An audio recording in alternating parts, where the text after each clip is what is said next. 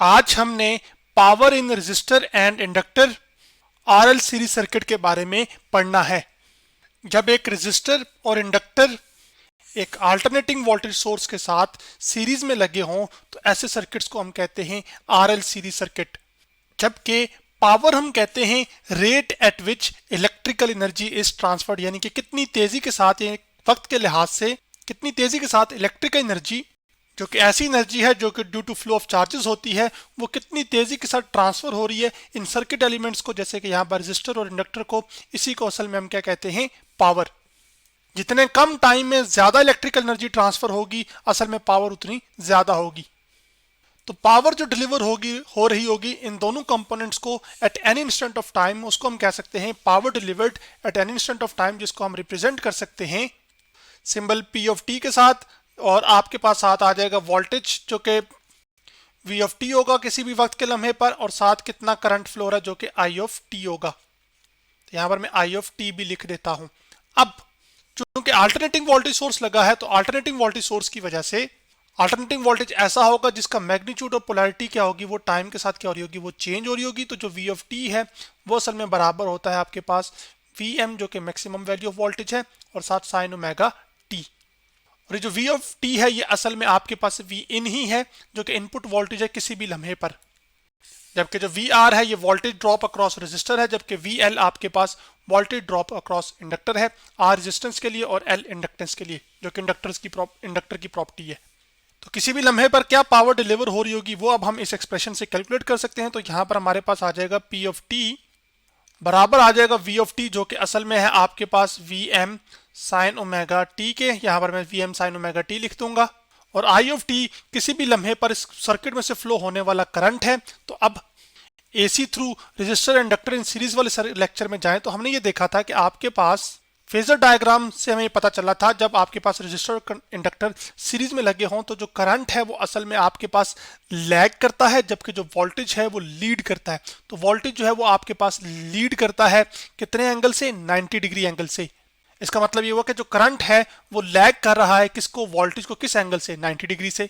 और leading quantity हम ऐसी क्वांटिटी को कहते हैं जो कि अपनी मैक्सिमम वैल्यू सबसे पहले गेन करे, जबकि लैगिंग क्वांटिटी ऐसी क्वांटिटी को कहते हैं जो कि अपनी मैक्सिमम वैल्यू लेट गेन करे। तो ये जो आई ऑफ टी है जो कि अल्टरनेटिंग करंट है आपके पास, इसको फिर हम लिख सकते हैं यहाँ पर आई ऑफ टी, जो कि बराबर होगा जो मैक्सिमम वैल्यू ऑफ करंट जो कि आई एम होगा आपके पास, उसके साथ साथ साइनोसाइडल फंक्शन होगा साइन, और आपके पास इसके साथ साथ आ जाएगा साइन ओमेगा टी। जैसे कि आपके पास यहाँ पे वोल्टेज में भी था साइन ओमेगा टी था, तो यहाँ पर भी आपके पास करंट में भी क्या आ जाएगा, साइन ओमेगा टी। और साथ यहाँ पर हमारे पास एक आ जाएगा माइनस साइन, और फाइव वो असल में आपके पास फेज एंगल है जिससे असल में करंट क्या कर रहा है, लैग कर रहा है किसको, वोल्टेज को। तो अब यही आई ऑफ टी की जगह मैं क्या करूंगा कि मैं यही वैल्यू पुट कर दूंगा यहाँ पर। अब यहाँ पे एक बात याद रखिएगा कि यहाँ पे माइनस साइन इस वजह से आया है क्योंकि करंट जो है वो लैग कर रहा है, ठीक है। अगर करंट लीड कर रहा था तो फिर यहाँ पर प्लस, माइनस की बजाय क्या आता, प्लस आता। तो किसी भी लम्हे पर जो पावर डिलीवर हो रही होगी, अब उसको हम थोड़ा सा सिंप्लीफाई करके लिख सकते हैं कि जो पी ऑफ टी होगी वो आपके पास आ जाएगी वी एम और आई एम का प्रोडक्ट, जो कि मैं लिख लेता हूँ यहाँ पर वी एम, और साथ आ जाएगा आई एम। उसके साथ साथ आ जाएगा आपके पास साइन ओमेगा टी, यहाँ पे साइन ओमेगा टी लिख लेते हैं, और उसके साथ साथ आपके पास दोबारा साथ आ जाएगा sign omega T minus five. अब मैं अगर ये करूं कि एक 2 का नंबर मल्टीप्लाई कर दूं और एक डिवाइड कर दूं, तो उससे ये होगा कि हमारे पास किसी भी इंस्टेंट ऑफ टाइम पे जो पावर डिलीवर हो रही होगी इस रजिस्टर और इंडक्टर को, वो एक और बेहतरीन फॉर्म में आ जाएगी, बेहतर फॉर्म में आ जाएगी, जिससे आप वाकिफ भी होंगे। तो वो वी एम और आ जाएगा आपके पास आई एम, और उसके साथ साथ डिवाइड में मैं क्या लिख दूंगा, 2। और आपके पास जो 2 है, वो जो दूसरा 2 है वो असल में मैं ऊपर वाला एक्सप्रेशन 2 और इसके साथ क्या कर दूंगा, इसको मल्टीप्लाई कर दूंगा, ताकि मैं एक मैथमेटिकल ट्रिग्नोमेट्रिक आइडेंटिटी जो है वो बना सकूं। तो मैं यहाँ पर इस एक्सप्रेशन को लिख देता हूं। तो अब ऐसा लग रहा है जैसे ये लिखा हुआ है 2 साइन ओमेगा टी को समझ लीजिए अल्फा लिखा है, तो 2 साइन अल्फा साइन, और ये पूरा एक्सप्रेशन बीटा मान लीजिए। तो हमारे पास मैथमेटिक्स में ट्रिग्नोमेट्री के अंदर 2 साइन अल्फा और साइन बीटा जो है वो आपके पास बराबर होता है actually cos alpha minus beta. तो मैं यहाँ पे लिखूंगा कॉस अल्फा माइनस बीटा, और सब इसके साथ साथ यहाँ पर अल्फा माइनस बीटा के साथ साथ फिर यहाँ पर बीच में एक साइन माइनस का आएगा, और फिर दोबारा आ जाएगा कॉस अल्फा प्लस बीटा। यहाँ पर जो काबिल गौर बात है वो अल्फा आपके पास असल में ये पूरा ओमेगा टी है, ठीक है, जबकि जो बीटा है वो आपके पास असल में क्या है, ओमेगा टी माइनस 5। अब यही जो प्रॉपर्टी है मैं ये जो है ना इसको सिंप्लीफाई करके इसमें अप्लाई करूंगा और वहां से इसको फिर एक सिंप्लीफाइड फॉर्म हासिल हम कर लेंगे, तो हमें पता लग जाएगा कि किसी भी वक्त के लम्हे पर कितनी पावर डिलीवर हो रही है। तो जो पी ऑफ टी है वो आपके पास बराबर आ जाएगा, ये जो 2 है इसको मैं आपके सामने इस तरह से लिख सकता हूँ वी एम अवर अंडर रूट 2, ये क्योंकि पीछे चीजें सिखा के आ चुका हूँ तो अब मैं डायरेक्ट इस्तेमाल करूंगा, तो वी एम अवर अंडर रूट 2 आ जाएगा। और इसी तरह आपके पास आई एम अवर क्या आ जाएगा, अंडर रूट 2। 2 को आप 2 टाइम्स यानी कि 2 दफा जो है वो आप स्क्वायर रूट 2 लिख सकते हैं। जवाब आप करेंगे जब सिंप्लीफाई करेंगे तो आपको वापस यही 2 आएगा। अब इस पे जो है ना ये चीज अप्लाई करते हैं तो जो कॉस आ जाएगा हमारे पास यहाँ पर, और अल्फा की जगह हमारे पास आ जाएगा ओमेगा टी, तो मैं यहाँ पे लिखूंगा ओमेगा टी माइनस बीटा की जगह आ जाएगा ओमेगा टी माइनस 5, तो यहाँ पे मैं लिखूंगा ओमेगा टी, और आपके पास ये एक जो बाहर वाला माइनस होगा वो इस माइनस साइन को क्या कर देगा, वो चेंज कर देगा, तो ये प्लस 5 आ जाएगा यहाँ पर। और उसके साथ साथ अब आपके पास आ जाएगा कॉस माइनस साइन एक, और उसके बाद कॉस आ जाएगा आपके पास, और साथ आ जाएगा अल्फा प्लस बीटा, जो अल्फा है उसकी वैल्यू पुट कर देता हूं। अब आपके सामने मैंने omega T plus omega T minus 5, alpha जो था वो ओमेगा टी पुट किया, फिर प्लस बीटा जो था वो ओमेगा टी माइनस 5 था, तो वो यहाँ पर मैंने इस तरह से लिख लिया। जगह कम होने की वजह से मैंने माइनस 5 इधर नहीं लिखा था, इसके बल्कि नीचे लिखा है, ठीक है। अब ये ओमेगा टी पॉजिटिव है और ये नेगेटिव, तो ये आपस में कैंसिल आउट हो जाएंगे।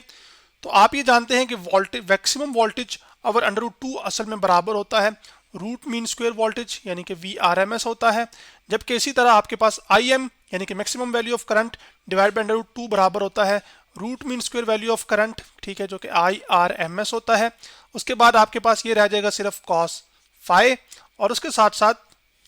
यहाँ पर मुझे एक चीज़ करनी चाहिए, वो ये है कि यहाँ पे मुझे एक ब्रैकेट लगानी चाहिए ताकि मल्टीप्लाई हो रहे हैं ना, ठीक है, तो ये आपके पास ये चीज़ आ जाएगी, और यहाँ से ये ब्रैकेट इधर क्लोज करता हूँ, कॉस फाइव माइनस आ जाएगा, ये वी आर एम एस और I R M S multiply होंगे इस एक्सप्रेशन से, तो आपके पास आ जाएगा वी रूट मीन स्क्वेयर, ठीक है, ये उसके बाद I R M S omega T plus omega T कितना हो जाएगा 2 ओमेगा टी, तो ये हमारे पास आ जाएगा कॉस 2 ओमेगा टी, और साथ आ जाएगा माइनस 5। और रूट मीन स्क्वायर वैल्यूज में हम ये करते हैं कि सबसे पहले स्क्वायर लेते होते हैं उस क्वांटिटी का, फिर उसका मीन लेते हैं और मीन लेने के बाद उसका रूट लेते हैं। खैर ये तो हमारे पास एक फाइनल एक्सप्रेशन निकल कर आया कि किसी भी लम्हे पर कितनी पावर डिलीवर हो रही होगी जब आपके पास असल में एक रेजिस्टर और इंडक्टर एक अल्टरनेटिंग वोल्टेज सोर्स के साथ लगा हो। तो अब हमारा इंटरेस्ट इस चीज़ में है कि हम we are interested in average power loss in one cycle, यानी कि आपके पास जब रेजिस्टर और इंडक्टर सीरीज में लगे हैं एक अल्टरनेटिंग वोल्टेज सोर्स के साथ, तो उसमें एक साइकिल के अंदर कितनी जो है ना वो एक एवरेज पावर लॉस हो रही होगी।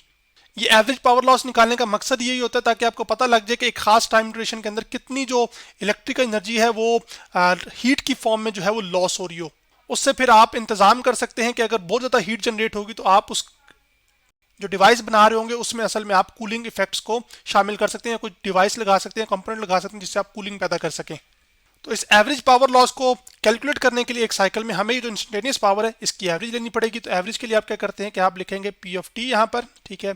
और दो आपके पास इनइक्वालिटीज के बीच में जो क्वांटिटी सैंडविच होती है इसका मतलब होता है हम उसकी एवरेज ले रहे हैं। इसका मतलब है अब आपके पास इस क्वांटिटी की भी एवरेज आएगी, ठीक है, और इस क्वांटिटी की भी क्या होगी वो एवरेज ही लेंगे क्योंकि पी ऑफ टी इनके बराबर है। तो मैं इसकी अलग एवरेज निकाल देता हूं और फिर इसकी अलग एवरेज निकाल देता हूं, फिर आप जो है ना उनकी वैल्यूज हम पुट कर लेंगे और सीधा सीधा आंसर निकल आएगा। तो अब आपके पास ये चीज़ आ गई, इसकी हमने लेनी है एवरेज, तो ये आपके पास लेस देन साइन और ग्रेटर देन साइन के बीच में क्वांटिटी सैंडविच हो गई है, ठीक है। अब रूट मीन स्क्वायर वैल्यू और करंट की जो रूट मीन स्क्वायर वैल्यू है ये दोनों असल में कांस्टेंट नंबर्स होंगे और कांस्टेंट नंबर की एवरेज वही कांस्टेंट होता है। तो आपके पास ये दोनों एवरेज से बाहर आ जाएंगे, तो जो आपके पास आ जाएगा फाइनल एक्सप्रेशन वो आ जाएगा वी आर एम एस यानी कि वी रूट मीन स्क्वायर, ठीक है, और उसके साथ आई आर एम एस। जबकि जो कॉस फाई है ये असल में एक फेज एंगल है ना और ये फिक्स नंबर होगा। तो आपके पास किसी फिक्स नंबर की भी मैंने बताया था जब कॉस लेंगे किसी फिक्स एंगल का आप तो वो भी एक कांस्टेंट नंबर आएगा, तो उसकी भी जो एवरेज है वो असल में वापस यही फैक्टर आ जाएगा या वो नंबर आ जाएगा जिससे वो हासिल हुआ होगा। तो हमारे पास इसकी क्या आ जाएगी कॉस फाई ही आ जाएगी। लेकिन इसके बरक्स हम अगर इस एक्सप्रेशन को देखें और इसकी एवरेज लें तो इसमें आपके पास इसकी एवरेज आ जाएगी ये, इसमें असल में क्योंकि ये जो 2 ओमेगा टी का फैक्टर मौजूद है टोटल टाइम का फैक्टर, तो इसका मतलब है हमें इसकी टाइम के लिहाज से एवरेज लेनी पड़ेगी। तो आपके पास ये कॉस का फंक्शन है, तो हम बारहा जान के आ चुके हैं कि कॉस के आप मुख्तलिफ एंगल्स पुट करते जाएं, ठीक है, टाइम की वैल्यूज पुट करते जाएं यहाँ पर, और ओमेगा जो कि एंगल ऑफ फ्रीक्वेंसी है जो कि बताती है कितने रेडियंस एक सेकंड में मुकम्मल हुए हैं। आप वैल्यूज पुट करते जाएं तो आपके पास मैक्सिमम वैल्यू जो है वो 1 आ रही होगी, जबकि मिनिमम वैल्यू कितनी आ रही होगी, -1। तो 1 और -1 की जो एवरेज होती है वो असल में कितनी होती है, वो 0 होती है, क्योंकि 1 - 1 डिवाइड बाई 2 कितना आ जाएगा, 0। तो इसकी एवरेज क्या आ जाएगी हमारे पास, 0। तो जो एवरेज पावर है उसमें हमारे पास असल में ये टर्म कंट्रीब्यूट ही नहीं करेगी, तो सारी की सारी जो एवरेज पावर आ रही होगी वो असल में, जिसको यहाँ पे मैं लिख भी सकता हूँ कि जो एवरेज पावर होगी PAVG, वो असल में आपके पास एवरेज पावर लॉस जो होगा वो असल में आपके पास आ जाएगा PAVG, जो कि बराबर आ जाएगी आपके पास V root mean square value of current, sorry voltage, और साथ आ जाएगा IRMS जो कि root mean square value of current होगी, और उसके साथ साथ ये cos फाई आ जाएगा, जबकि जो cos फाई है असल में आपके पास ये कहलाता है पावर फैक्टर, और ये पावर फैक्टर ही डिसाइड करेगा कि कितनी एवरेज पावर लॉस हुई होगी एक साइकिल के अंदर। जबकि इसमें जो फाई है वो फेज एंगल है, और वो जो फेज एंगल है वो बिटवीन आपके पास करंट और वोल्टेज होगा। तो इस फेज एंगल को, सॉरी ये जो पावर फैक्टर है, इसको हम इस डायग्राम की मदद से कैलकुलेट कर सकते हैं, जो कि हमने phasor diagram of RL series circuit के अंदर पढ़ा था। तो वो डायग्राम मैं आपके सामने ले आया हूं। तो इसमें जो cos फाई होगा वो एक्चुअली बराबर होगा आपके पास, मैं यहाँ पे लिखता हूँ, cos फाई जो होता है वो एक्चुअली होता है आपके पास, cos एक ट्रिग्नोमेट्रिक रेशो है, ठीक है, जिसमें आपके पास लेंथ्स की रेशो से हासिल होता है ये। तो आपके पास cos जो होता है वो असल में होता है बेस अवर हाइपोटेन्यूज। तो जो बेस है अवर क्या आ जाएगा, हाइपोटेन्यूज, जबकि बेस में हमारे पास क्या है वो एक्चुअली यहाँ पर VR है, जो कि वोल्टेज ड्रॉप अक्रॉस रजिस्टर है, जिसको मैं लिख भी देता हूँ यहाँ पर VR, और जबकि हाइपोटेन्यूज में हमारे पास क्या है वो V है। उससे फिर हमारे पास जो cos फाई है वो एक्चुअली निकल कर आ जाएगा, वोल्टेज ड्रॉप जो रेजिस्टेंस के क्रॉस होता है वो असल में IR होता है। I वो अमाउंट ऑफ करंट है जो कि फ्लो होता है, जबकि R वो रेजिस्टेंस है जो कि रुकावट पैदा करती है चार्जेस के फ्लो के लिए, जबकि जो V है वो टोटल रिजल्टेंट वोल्टेज था जो कि बराबर था I जितना अमाउंट ऑफ करंट फ्लो हो रहा है, और टोटल इम्पीडेंस जो कि Z थी RL सीरीज सर्किट की। तो I के फैक्टर I से कैंसिल आउट हो जाएगा, तो जो cos फाई है वो हमारे पास निकल कर आ जाएगा R/Z। तो इस पावर फैक्टर की वैल्यू हम असल में यहाँ पर सब्सिट्यूट करेंगे, और हमें ये पता चल जाएगा कि कितनी एवरेज पावर लॉस हुई होगी RL सीरीज सर्किट के अंदर। तो एवरेज पावर लॉस हमारे पास आ जाएगी V root mean square value, जिसको मैं VRMS कह रहा हूँ, ठीक है, और उसके साथ साथ IRMS आ जाएगी, और आपके पास साथ साथ क्या आ जाएगा, इस cos फाई की जगह हमारे पास आ जाएगा एक्चुअली R/Z। तो मैं यहाँ पे R लिखूंगा, डिवीजन में क्या आ जाएगा Z, जबकि जो VRMS है ये असल में आपके पास बराबर होगी IRMS इंटू R, जो कि ये आ जाएगा, फिर साथ आपके पास IRMS आ जाएगा यहाँ पर, और उसके साथ साथ सॉरी जो VRMS है वो असल में जो रूट मीन स्क्वायर वैल्यू है वोल्टेज की वो असल में बराबर आएगी RMS इंटू Z। Z आपके पास क्या है, ये इम्पिडेंस है, जो कि असल में आपके पास रेजिस्टर और इंडक्टर क्या करते हैं, जो टोटल मिला के रेजिस्टेंस ऑफर करते हैं चार्ज के फ्लो के लिए, ये वो है। तो मैं यहाँ पर उसकी वैल्यूज को सब्सिट्यूट करूंगा। तो ये जो VRMS था ये वो वैल्यू था, तो मैं यहाँ पे एक तीर का निशान भी डाल देता हूँ, ये वाजे हो जाएगा। फिर आपके पास साथ क्या आ जाएगा, IRMS आ जाएगा यहाँ पर, और उसके साथ साथ क्या आ जाएगा, ऊपर R आ जाएगा ये वाला, डिवीजन में क्या आ जाएगा Z। तो आपके पास जो इम्पिडेंस है वो इम्पिडेंस से कैंसिल आउट हो जाएगी। तो जो एवरेज पावर होगी डिलीवर आपके पास, सॉरी लॉस होगी एक साइकिल में आपके पास जब RL सीरीज सर्किट में लगे हों, वो एक्चुअली होगी I into root mean square value आपके पास यहाँ पर, और उसका स्क्वायर करंट का, और साथ आ जाएगी रेजिस्टेंस R। इसका मतलब है अगर आप इस फाइनल एक्सप्रेशन में अगर आप देखें तो इसमें आपके पास किसी भी तरीके से आपके पास जो इंडक्टर की इंडक्टिव रिएक्टेंस है ना वो आपको नज़र नहीं आ रही, जो कि इस बात को निशानदेही कर रही है कि आपके पास जो एवरेज पावर लॉस हुई होगी एक साइकिल में इंडक्टर की वजह से वो असल में 0 होगी। तो कब, जब आपके पास रेजिस्टर और इंडक्टर सीरीज में लगे हो, तो जो सारी की सारी पावर लॉस हो रही है वो असल में किसकी वजह से हो रही है, जितनी भी हो रही है वो सारी की सारी असल में किस वजह से हो रही है, वो इस रेजिस्टर R की वजह से हो रही है, जिसकी प्रॉपर्टी रेजिस्टेंस है जो कि चार्जेस के फ्लो को रोकती है। तो यहाँ पर मैं आपके सामने पावर, वोल्टेज और करंट का ग्राफ ले आया हूँ टाइम के लिहाज से, या फिर आप थीटा के लिहाज से भी कह सकते हैं, जो कि रेडियन की टर्म्स में दिया हुआ है। तो वर्टिकल एक्सिस में पावर, वोल्टेज और करंट को प्लॉट किया गया, जबकि हॉरिजॉन्टल एक्सिस में आप टाइम भी कह सकते हैं और थीटा भी कह सकते हैं। हर एंगल की वैल्यू खास टाइम को क्या कर रही होगी, क्रॉसपॉन्ड कर रही होगी। इसमें अगर आप गौर से देखें तो आपके पास ये जो नीला कर्व है ये आपके पास वोल्टेज का ग्राफ है, ठीक है, जो कि साइनोसाइडल आपको नजर आ रहा है, जबकि जो करंट वाला ग्राफ है ये आपके पास ये लाल वाला है। और अगर आप गौर से देखें तो जिस टाइम पे करंट की वैल्यू असल में जीरो हो रही है उस टाइम पर आपके पास जो वोल्टेज की वैल्यू है वो मैक्सिमम है। तो इनके बीच का जो फेज डिफरेंस है वो असल में, या फेज एंगल है जो कि फाई है, वो ये है, जो कि इस बात को निशानदेही कर रहा है कि जो वोल्टेज है वो असल में लीड कर रहा है, जबकि जो करंट है वो लैग कर रहा है। किस सर्किट में? जिस सर्किट में आपके पास रेजिस्टर और इंडक्टर आपस में क्या हो, वो सीरीज में एक अल्टरनेटिंग वोल्टेज सोर्स के साथ लगे हों। तो आपके यह देख रहे हैं कि फेज एंगल वाले पोर्शन तक, यानी कि ये जो है ना ये आपके पास फेज एंगल है जो कि फाई है, इस पोर्शन तक जो पावर है जो कि असल में आपके पास इस ग्राफ से, जो कि एक पर्पल रंग का है, उससे रिप्रेजेंट हो रही है। उस साइकिल में आपके पास या उस हिस्से में सॉरी जो पावर है वो नेगेटिव है। फिर आपके पास यहां से लेकर इधर तक आपके पास जो पावर है वो पॉजिटिव हो रही है, फिर उसके बाद यहां पर ये नेगेटिव हो रही है और उसके बाद ये पॉजिटिव हो रही है। लेकिन अगर आप ओवरऑल देखें तो टोटल एरिया है उससे हमें एवरेज पावर या पावर कितनी ट्रांसमिट होगी वो मिल जाएगी। तो ये जो ग्राफ है ना असल में आपके पास ये जो पर्पल ग्राफ है ये असल में किसी भी लम्हे पर कितनी पावर डिलीवर हो रही होगी वो उसका ग्राफ है। तो ये जो ऊपर वाला एरिया है ना मिला के ये वाला हिस्से का एरिया जो असल में है ना आपके पास ये देखें एक साइकिल में, और इसका देखें तो ये एरिया मिल के असल में ज्यादा होगा बनिस्बतन इन छोटे एरियाज के जो कि असल में नेगेटिव है। तो पॉजिटिव नेगेटिव को तो कैंसिल करेगा, लेकिन असल में पॉजिटिव वाला चूंकि ज्यादा है तो आपके पास पावर जो है वो फिर असल में आपके पास सर्किट को क्या हो रही है, वो डिलीवर हो रही है, लेकिन उसके साथ साथ लॉस तो हो रही है, लेकिन वो बहुत ज्यादा लॉस यहाँ पर नजर नहीं आ रहा। तो आज हमने power in register and inductor